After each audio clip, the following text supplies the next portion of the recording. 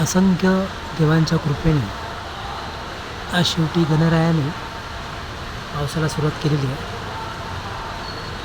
त्याबद्दल निसर्गजनिता गणपती बाप्पाचे खूप खूप आभारी आहोत. ज्याचा पाऊस तो परमेश्वर राम लक्ष्मण झाले, विश्वरूप आणि अतिबलाढ्य विराट रूप असलेला विष्णुदेव आणि लक्ष्मण म्हणजे आपलंच स्वरूप आहे. द्वारकाधीश प्रत्यक्ष परमेश्वरी शक्ती.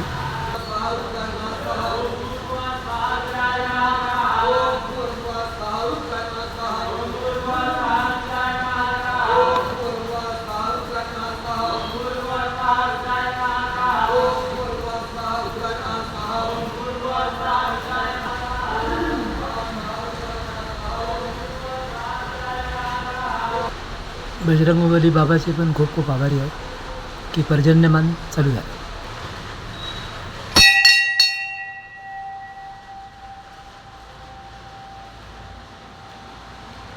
बाबाने एकदा ठरवलं की पाऊस येत होते. खूप खूप आभारी आहे. असंख्य देवी देवता पावसात आंघोळ करत आहेत, आपल्याला दर्शन देत आहेत. ते अक्कलकोट स्वामींच्या कृपेने आजचा दिवस इतका छान आहे. पर्जन्यमान आपल्या जणू हातातच आलं अशी अवस्था आहे. म्हणजे अमृता वर्षाधारा चालू झाल्या त्या अशाच सृजन मध्यम आणि शेतकऱ्यांच्या हिताच्या पडाव्यात ही भोलेनाथांकडे प्रार्थना. दुसऱ्या बाजूला शेतकऱ्यांना निवेदन. जरी पावसाचा स्वर येत आहे मध्यम आणि मधुर मधुर पाऊस आहे, पण शेतकऱ्यांनी चांगलं वागा, कपट तंत्र करू नका, गोरगरिबांची मजुरी बुडू नका, जास्त केमिकलचा वापर करू नका. जी जमीन आहे त्या जमिनीचा विचार करूनच उत्पन्न घ्यावं, लोकसंख्येचा विचार करू नये. ओके. शेतकरी कसे वागत आहेत ते अतिशय बारकाईने अतिशय जवळून आपण अभ्यासत आहोत. ओके. तर भारतातील सगळ्या शेतकऱ्यांना हा इशारा आहे की अमृता वर्षाधारा चालू झाल्या आहेत, तर ती केवळ आज भोलेबाबांची कृपा आहे आपल्यावर. आणि आपण चांगले असलो की हा निसर्ग आपल्या हातात असतो. ओके. स्वामी समर्थ. पर्जन्य देवतांचे खूप खूप आभारी आहेत. तर जे लोक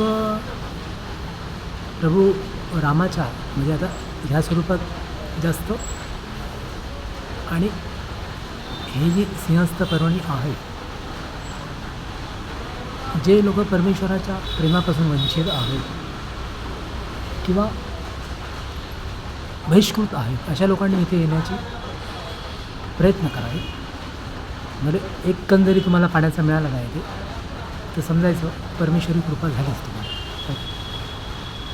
तर हे मी अगत्याचं आमंत्रण तुम्हाला यासाठी देत आहे की आपणसुद्धा आपलं सर्वस्व त्याग करून या सिंहस्थ कुंभमेळ्यामध्ये यावर्षी सामील होणार आहे. कारण की अद्भुत आणि अजरामर जो आता अमृत वर्षाधारा चालू आहे त्याच्यापेक्षाही परम अमृतधारा इथे होतात. ओके. प्रत्यक्ष रामप्रभूंचा साक्षात्कार आपल्याला इथेच झालेला आहे.